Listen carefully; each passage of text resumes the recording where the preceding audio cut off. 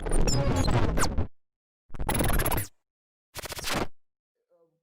to you, so personally, at this instance, a very small question is that how can, in your opinion, law students or fresh legal aspirants who are entering the industry can navigate their way, for example, to make the best of their law school, as well as make themselves conducive candidates for the opportunities that open up? We can talk about like various opportunities that are now lying in front of us, especially after this pandemic has given us different changes in perspective. How can we make the Yeah. best of ourselves? Well, I have always felt, and I place great stock by the internships you do.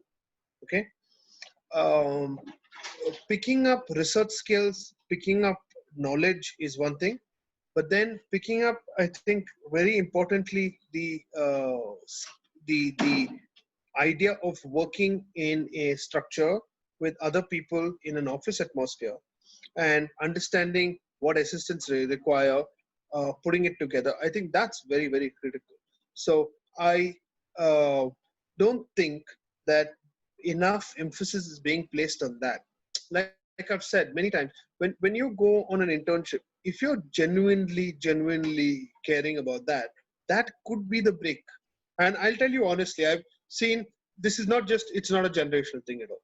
I remember that when I was a kid and when I was interning, um, surprisingly, about 70% of my colleagues who were also interning weren't so into it.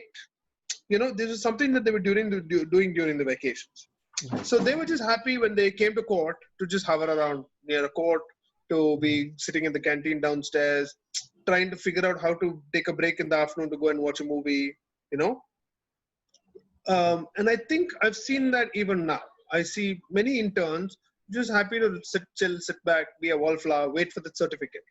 Mm-hmm. Certificates are not going to take you anywhere, let me honestly tell you. Okay, the certificates that you get from an internship are merely just supposed to say, okay, this is the kind of work you did, this is how good you are. Okay, unless the person giving you a certificate is somebody who's highly regarded by a future employer, and the certificate strong enough to show that instead of 5 lines saying Kaustubh has done a great job, he's very good, I recommend him highly, it's nonsense. You have to get personal and understand exactly what Kaustubh did. Right. Right. Mention what his specific pieces of work were, how it happened, get granular, Mm-hmm. and then say, because of A, B, C skill sets that I saw, I recommend him. Right? Now, most certificates are not that. So if most certificates are not that, that certificate is not going to help. What's going to help is the impression you make in that period that you are there with that person. Now, if you're able to contribute, if you're able to spend lots of time in that office, right, just reading, being around, taking initiative and saying, sir, can I help you with this? Can I help you with this? Etc. Which can make a difference later. So that when you get in touch with ma'am or so at a later stage and say, you know, I was wondering, I had a really good experience, would it be possible for you to consider me?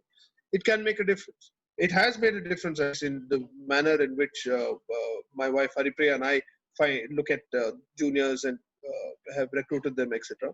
And many of our friends also, that makes a difference. One thing I think many people need to understand is it's not like there is no demand for good lawyers fresh from college. There is a demand. Okay. The problem is that the supply line doesn't meet the demand line. In court, for example, for many years now, I've had people come up to me and say that, look, Gopal, I know you're in touch with some of these kids from college. Would you know any good junior to recommend?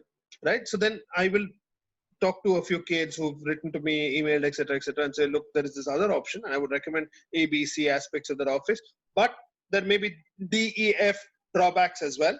You guys take the call, but these are options. So that's a kind of mentoring which I feel is important. You know, we need to do that. It's not that whenever somebody writes to me, I can offer him or her a job, but I'm happy to have a chat and discuss with them what their future line can be.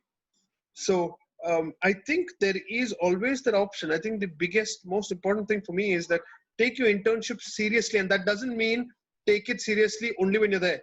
Take it seriously before you get there. Your choice of that office. Why did you choose that office? What did you know about it? What kind of homework did you do on it? Remember that homework you do in your second year could well translate into somebody employing you in your fifth.